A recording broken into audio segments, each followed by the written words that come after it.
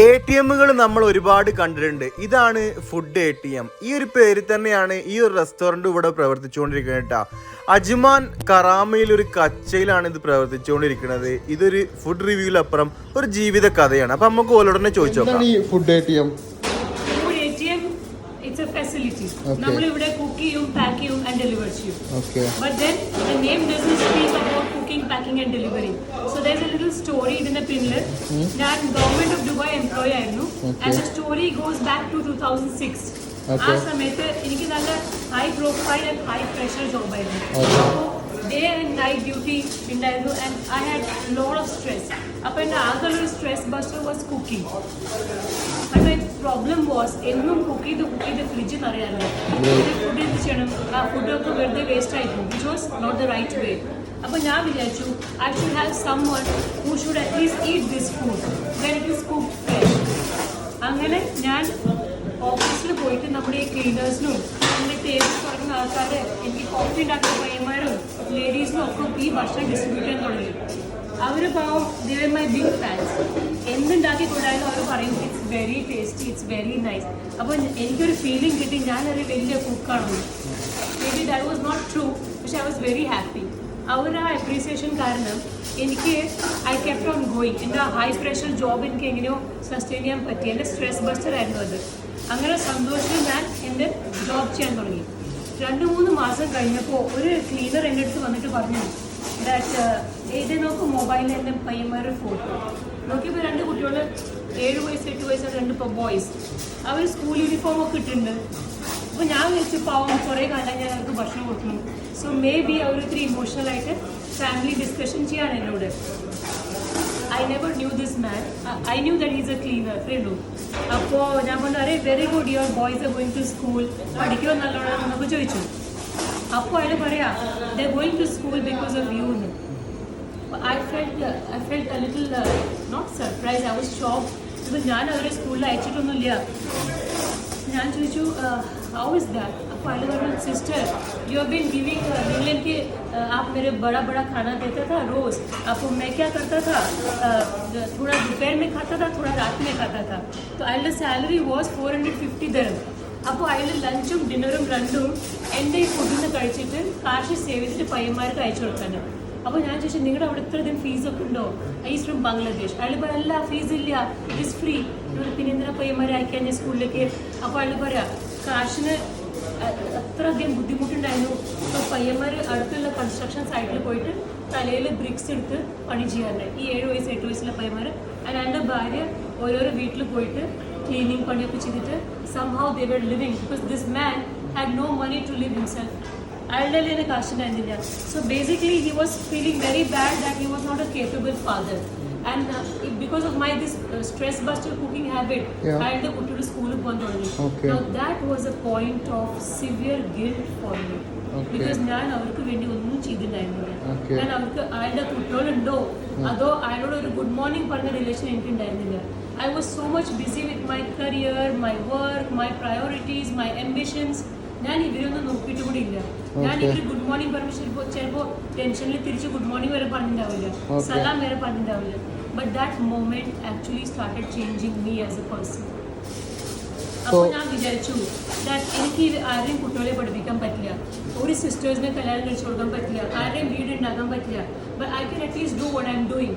അപ്പോൾ ഞാൻ എൻ്റെ ഫുഡ് ഉണ്ടാക്കാനുള്ള ആ ആക്ടിവിറ്റി ഐ ഷുഡ് കണ്ടിന്യൂ. അങ്ങനെയെങ്കിലും ഞാൻ ഒരു ലൈഫിൽ എന്തെങ്കിലും കോൺട്രിബ്യൂട്ട് ചെയ്യാൻ പറ്റുമല്ലോ. അങ്ങനെ I continue. So from 2006 onwards up to 2018 ഞാനിങ്ങനെ ഫുഡ് ഉണ്ടാക്കി കൊടുക്കാറുണ്ട്.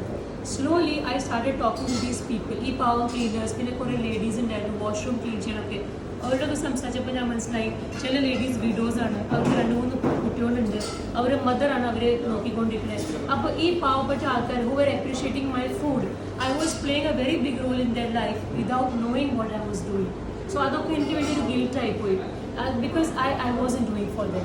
Slowly I started doing for them. അങ്ങനെയാണ് ഫുഡ് ATM-ൻ്റെ ബേസ് കണ്ടു വന്നത്. So the basic transformation of me as a person started happening by talking to these people, by helping them, I came to know that each human being is a story.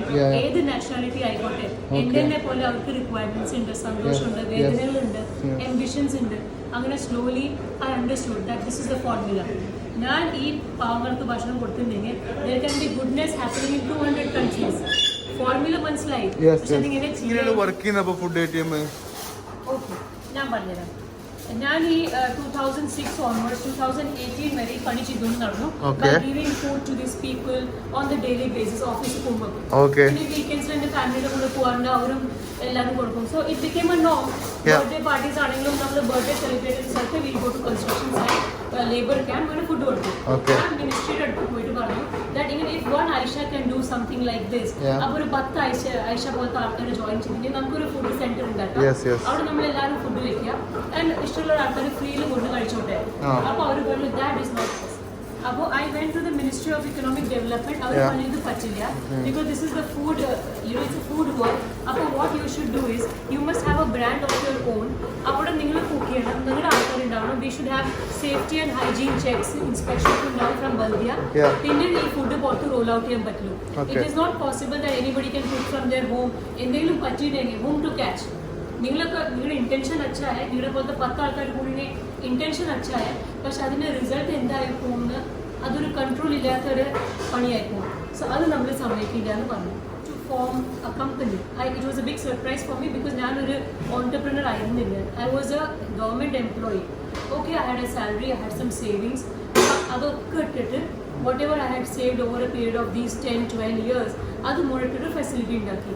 I was living in Dubai in Greens, പക്ഷെ അവിടെ എനിക്ക് afford ചെയ്യാൻ പറ്റിയില്ല.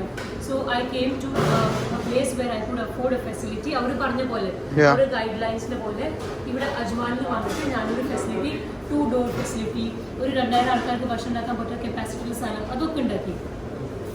So relevant machinery, visa, സ്ഥലം, ഇൻഫ്രാസ്ട്രക്ചറൊക്കെ ഉണ്ടാക്കിയിട്ട് എൻ്റെ കാശ് മുഴുവൻ പോയി. അതിന് കാശ് കുറഞ്ഞപ്പോൾ ഇന്ത്യയിൽ പോയിട്ട് എൻ്റെ ഒരു വില്ല ഉണ്ടായിരുന്നു, ഉണ്ടാക്കിയ വില്ല സേവിങ്സിൽ. അത് വെച്ചിട്ട് കാശ് കൊണ്ടിട്ട് ഈ ഫെസിലിറ്റി കംപ്ലീറ്റ് ചെയ്തു. എന്നിട്ട് അപ്പോൾ I had to give a name to this particular brand. എന്തെങ്കിലും പേര് വെക്കണ്ടേ. അപ്പോൾ ഐ റിമെമ്പർ ദാറ്റ് ഇതിൻ്റെ ബേസ് ഒക്കെ എന്താണ്, ഈ ലേബേഴ്സ് ആയിരുന്നു ആൻഡ് അവരുടെ സ്റ്റോറി ആയിരുന്നു എൻ്റെ base. Basically this is all to help these people with smaller salaries. We can call them lesser privilege people in our comparison. So അവരുടെ ഒരു സിറ്റുവേഷൻ ആയിരുന്നു, അവർക്ക് എല്ലാവരുടെയും സാലറി ബാങ്കിലാണ് വരാറ്. So they used to have this debit card. But towards the end of the month അവർക്ക് ഒന്നുമില്ല. Because മാസം തുടങ്ങുമ്പോൾ തന്നെ more than half the salary അവർ നാട്ടിലേക്ക് അയച്ചു. പിന്നെ ബാക്കിയുള്ള മന്തിൽ they have to survive the whole month. Food card, food, phone card എല്ലാം മേടിച്ചിട്ട്. അപ്പോൾ towards the end of the month അവരെന്നോട് വന്ന് പറയാനുണ്ട്, sister we have a card, हमारे पास कार्ड है लेकिन इसमें कुछ भी नहीं है എന്ന് പറഞ്ഞ് ചിരിക്കാറുണ്ട്. അപ്പോൾ എനിക്ക് ഓർമ്മ വന്നു that why not we have an ATM card which has meals till the end of the month, till the last. ഇങ്ങനത്തെ, because I am an IT engineer, ഞാൻ ഒരു കൺസെപ്റ്റ് സ്വയം ഉണ്ടാക്കിയ കൺസെപ്റ്റാണ്. we made a card. ഈ കാർഡിൽ ഇത് നോക്കൂ, it's A smart card. ഇതിൽ ഒരാളുണ്ട്, ഇതൊരു ഡ്രൈവറാണ്, അങ്ങൊരു പേരുണ്ട്, അങ്ങനെ ഏത് കമ്പനിയിലാണ് വർക്ക് ചെയ്യുന്നത് അതുണ്ട്, and we have A QR code. So what is the concept? At the beginning of the month, e-card will be loaded into the software with 30 breakfast, 30 lunch and 30 dinner. അപ്പോൾ നമ്മൾ ഇയാളുടെ സൈറ്റിൽ പോയിട്ട് ഓരോരോ മീൽ കൊടുക്കുമ്പോൾ അയാളുടെ കാർഡ് നമ്മൾ scan ചെയ്യും.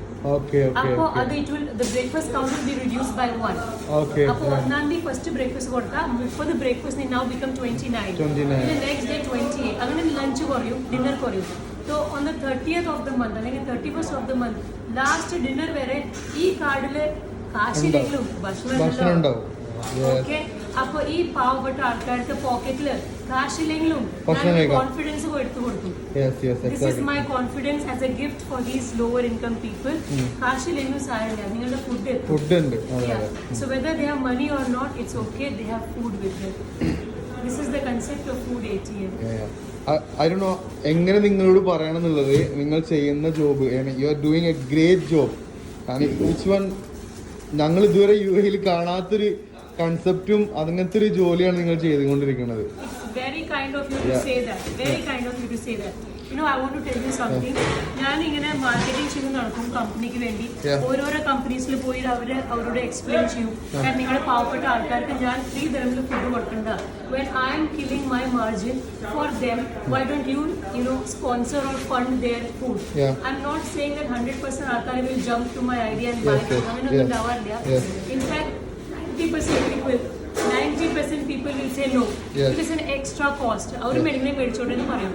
Sometimes I feel that how come you don't feel for these people?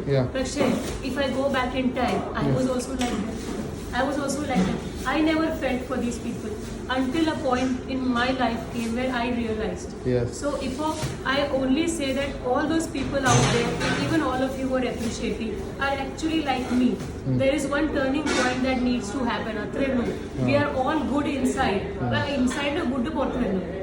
Adinore chance heavenly God should give. അപ്പൊ ഈ കാർഡിന് എങ്ങനെയാണ് നിങ്ങൾ ചാർജ് ചെയ്യുന്നത്? അല്ല എങ്ങനെയാണ് നിങ്ങൾ ഇത്രയും ചെറിയ പൈസക്ക്, അതായത് 3 ദിർഹംസിനാണ് നിങ്ങൾ ലഞ്ച് ആയാലും ബ്രേക്ക്ഫാസ്റ്റ് ആയാലും ഡിന്നർ ആയാലും കൊടുക്കുന്നത്? അത് എങ്ങനെയാണിത് അതിന്റെ കോസ്റ്റും കാര്യങ്ങളൊക്കെ ആയിട്ട് ഒത്തു പോകുന്നത് എന്നതാണ് അതൊരു സംശയമാണ്.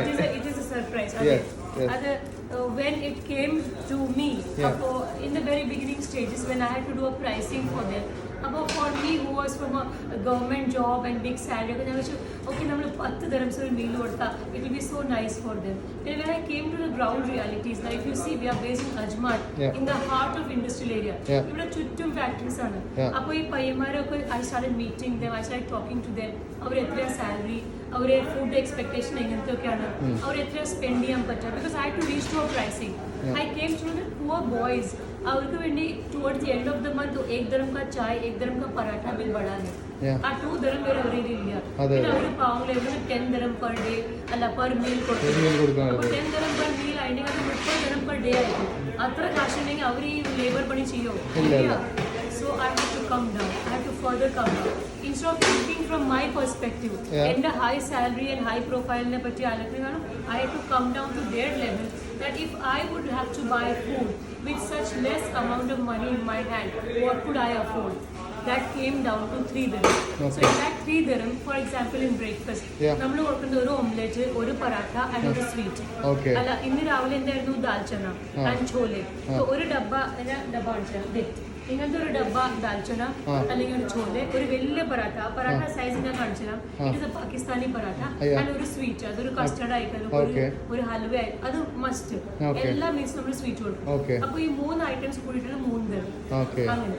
അപ്പൊ this is something they could buy. So we based it there. അങ്ങനെ 3 dirham per meal ആയി. അങ്ങനെ so this same 3 dirham is applicable to lunch also. Lunch with ചില പയ്യന്മാര് റൈസ് കഴിക്കും. അപ്പൊ ഒരു ബോക്സ് റൈസ് ഇതൊരു ബോക്സ് റൈസ്, അതിന്റെ കൂടെ ഇങ്ങനത്തെ ഒരു സബ്ജി കൊടുക്കും, അല്ലെങ്കിൽ ദാൽ സാമ്പാർ അല്ലെങ്കിൽ അങ്ങനത്തെ, ആൻഡ് ഒരു സ്വീറ്റ് കൊടുക്കും. അപ്പൊ അങ്ങനെ 3 items I will show you.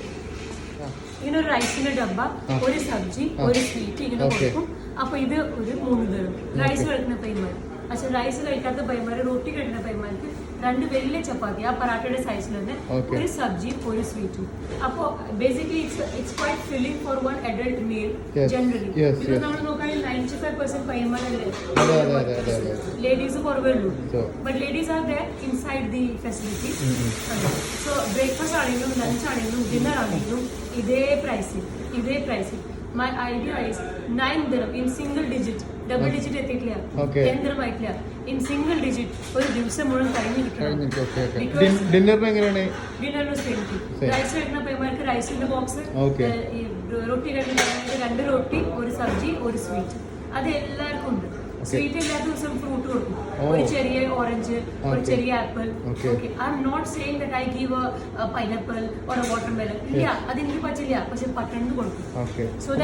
എന്നെ പോലെ തന്നെ ഇത് കാണുന്ന ആളുകൾക്ക് ഒരു സംശയം ഉണ്ടാവും, ഇത് എങ്ങനെ മെയിൻറ്റെയിൻ ചെയ്യുന്നുണ്ട്? ഈ 3 dirhamsന് കൊടുത്തിട്ട് ഇതെങ്ങനെ മലയാളത്തിൽ പറയാന്നുണ്ടെങ്കിൽ എങ്ങനെ മുതലാവുന്നത്?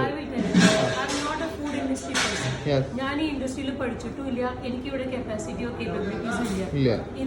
In the last few years, I started working with these people. So this project is more of a CSR than a food industry project. അപ്പോൾ from CSR project perspective ഞാൻ ആലോചിക്കുമ്പോൾ what could help me come to 3 dirham? എനിക്ക് packaging cost ഉണ്ട്. ആൾക്കാർ ഇവിടെ വന്നിട്ടല്ല കഴിക്കണേ, ഇവിടെ വരുന്നുണ്ട്, പക്ഷെ ഇറ്റ്സ് 10% ക്രൗഡ്, 90% പുറത്തുണ്ട്. ട്രാൻസ്പോർട്ടേഷൻ ഉണ്ടല്ലോ. അപ്പോൾ how do I beat the cost? ഞാൻ ഈ റീറ്റെയിൽ മാർക്കറ്റ്സിലൊക്കെ പോയി നോക്കിയപ്പോൾ I cannot afford because retail മാർക്കറ്റിലെ മാക്സിമം കിട്ടുന്ന ബാഗ് ആയിരിക്കും 5 കിലോ 10 കിലോ അതിനേക്കാളും അധികം ഫാമിലീസ് മേടിക്കാറില്ലല്ലോ. ഇവിടെ 1000 കിലോ 100 കിലോ മേടിക്കുന്ന സ്റ്റോറീസ് ഇല്ല, ബിക്കോസ് ആവശ്യമില്ല. Everything is available on A daily basis. അപ്പൊ എന്തിനാ വീട്ടുകാരെ ഒരു 100 കിലോ സ്റ്റോക്ക് ചെയ്യണേ? അതിന്റെ ആവശ്യമില്ല. അപ്പോൾ I had to change my markets also.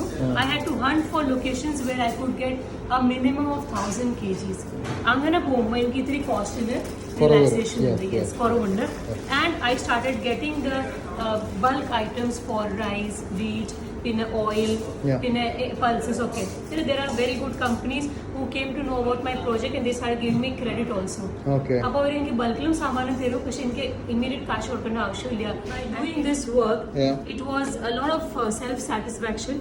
At the same time, municipality ആൾക്കാർ, Ajman Chamber of Commerce, then Ajman CSR department, they definitely recognize my work. അവരിവിടെ ആക്ച്വലി 2-3 വട്ടം വന്നിട്ട് ഓഡിറ്റ് ചെയ്തിട്ട് എനിക്ക് അവാർഡ്സ് തന്നിട്ടുണ്ട്, because they came to know that we are actually doing something which is different and with the good intent of helping these lower income people. അപ്പോൾ അവർ എനിക്ക് recognitions തന്നിട്ടുണ്ട്. And yes, even at the municipality level they do take food from us, so അങ്ങനെ support ഉണ്ട്. And we do have people from the municipality visiting us very regularly and they appreciate my project. And എവിടെ need വരുമ്പോൾ, especially in Ramadan, എല്ലാ ഓർഡേഴ്സും നമുക്ക് തരും അവർ, to help their workers and all. അങ്ങനെ otherwise also when they have some events, they do consider us for their food partners and they do take food from us for their workers. ഇതിൽ നിങ്ങൾക്ക് പാർട്ട്നേഴ്സോ അല്ലെങ്കിൽ financially ആരെങ്കിലും help ചെയ്യാനോ ആരെങ്കിലും ഇതിന്റെ behind ആയിട്ടുണ്ടോ? എങ്ങനെയാണ് അതിന്റെ ഒരു ഇത് എങ്ങനെയാണ്? See, I'll tell you the very, very honest statement here is that partners in India, because this is a different project and a project for people from whom you will never get any benefit. അതിൽ ആൾക്കാർക്ക് വലിയ interest ഇല്ല. Now when it comes to investment, എനിക്ക് എന്റെ വീട് വിൽക്കേണ്ടി വന്നു back home, because see from my perspective, if I see ഒരു 10 കൊല്ലമായിട്ട് ആ villa was on paper for me, ഞാൻ അവിടെ താമസിക്കണമെന്നില്ല. And I don't know if I'll ever go back and stay there. എനിക്കറിയില്ല. പക്ഷെ ജീത്തെ ജി ആ വീട് കിസി കാം ആയെ, ഒരു യൂസ് ഉണ്ടാവട്ടെ വെച്ചിട്ട് ഞാനത് വെച്ചു. ഊപ്പർ there is someone watching my work, വേണമെങ്കിൽ he will give me one house, എനിക്ക് ആവശ്യമുള്ള സമയത്ത് he will give me. അപ്പൊ for the moment ആ വീട് വെച്ചു and ഇതിലെ സേവിങ്സ് കൊണ്ടിട്ട് ഫെസിലിറ്റി സ്റ്റാർട്ട് ചെയ്തു. അപ്പൊ പാർട്ട്നേഴ്സ് ആരുമില്ല. At the same time when I sold my house there, my elders in the family, they asked me one question. നീ ആർക്ക് വേണ്ടി നീ ഉള്ള സേവിങ്സ് മുഴുവൻ ഉണ്ട്, നിന്റെ ആകെ ഉണ്ടാക്കിയ ഒരു വീട്, because I was very fond of a villa, garden ഒക്കെ. So they said this was your dream house. ഇതൊക്കെ നീ ആർക്ക് വേണ്ടി വെക്കണേ? ഈ 200 കൺട്രീസ് ആൾക്കാർ, are they your relatives? They are not anyone to you. So ഇതൊരു foolishness അല്ലേ എന്ന് എന്റെ എൽഡേഴ്സ് ചോദിച്ചു. Because they are paid. അവർക്ക് അവരുടെ ഓൺ ബ്ലഡിങ് ഒക്കെ ഒരു തെറ്റ് ചെയ്യണമെന്ന് അവർക്ക് അങ്ങനെ ഒരു ഫീലിംഗ്. അപ്പോൾ ഞാൻ I cannot say anything back to them because I had no answer. അപ്പോൾ ഞാൻ ഒന്നും പറയാണ്ടിരുന്നു. But yes, that strained my relation with my elders in the family. അതൊക്കെ ഉണ്ട്. പക്ഷെ someday when they will see this work and when maybe they will appreciate, അങ്ങനെ ഞാൻ I believe. Okay. Which are actually sold to different customers. Okay. Which are, there are some companies from Sharjah Sheikh's office. Some of the organizations here. Our office will healthy food കഴിക്കുന്നത്. For example, grills കഴിക്കും അവർ. പിന്നെ ചില corona hospitals and quarantine centres ഉണ്ട്. അവിടെ നമുക്ക് guide lines തന്ന ആൾക്കാരാണ്. They have actually told us what they want as food from us. And they specially buy food from us because they know that when they buy meal from us for say 10 dirham, we will be feeding at least 2 people with that money. So അങ്ങനെ help ചെയ്യുന്ന companies ഉണ്ട്. They are specially buying meal boxes from us for only this reason that the money gets channelized to helping others. Okay. So how much it will cost this one? These are the 10 dirham boxes. 10 dirham boxes. So it goes to quarantine centers, it goes to offices, universities, our admin staff, schools, colleges. ഇവിടെ എല്ലാ ഓഫീസിലൊക്കെ food പോകും. And every customer has their own menu given to us. Veg menu, non-veg menu, അങ്ങനെ തരും അവർ. Okay, आज ये breakfast, 7 different breakfast, 7 different lunch, 7 different dinner. അവർ നമുക്ക് തരും. നമ്മൾ അങ്ങനെ ഉണ്ടാക്കി കൊടുക്കും. So these are all annual contracts. ഓരോരോ കൊല്ലത്തിന്റെ contracts ആണ്. So we have an income because loose cash വേണമല്ലോ to run the show. I have rents and salaries and raw materials and fuel and vehicles. അപ്പോൾ ഇങ്ങനെയാണ് കാശ്. So what are you getting from this one? You are spending there. Yes. So what? Because this entire thing, see, I want to tell you, my dear friends, one very simple thing. Yeah. When you don't attach your personal greed to a business, Yeah. you can survive. Yeah. ഞാനിപ്പോൾ എനിക്കൊരു Rolls Royce മേടിക്കണോ, എനിക്ക് ഇവിടെ ഒരു villa ഉണ്ടാക്കണോ, അങ്ങനെയൊക്കെ ഞാൻ ആലോചിക്കുന്നത്. എനിക്ക് കുറെ ഗോൾഡ് ഓർണമെന്റ്സ് ഉണ്ടാക്കണം. If I attach my personal greed to the business, എനിക്ക് ഒരിക്കലും 3 തരങ്ങളിൽ വെക്കാൻ പറ്റില്ല, കൊടുക്കാൻ പറ്റില്ല. ആൻഡ് 10 തരങ്ങളുടെ ബോക്സ് കൊടുക്കാൻ പറ്റില്ല. Even for these boxes I would have to charge 25 dirham or something. So they understand that there is no greed involved in the project and this will be channelized to some good work. അങ്ങനെ companies എന്നെ help ചെയ്യുന്നു. They give me work. They buy food from us. Okay. So what is it basically? Where are you from and how is your family and? Yeah, I am from Gujarat. I'm from Ahmedabad. Okay. Mr. Modi's own.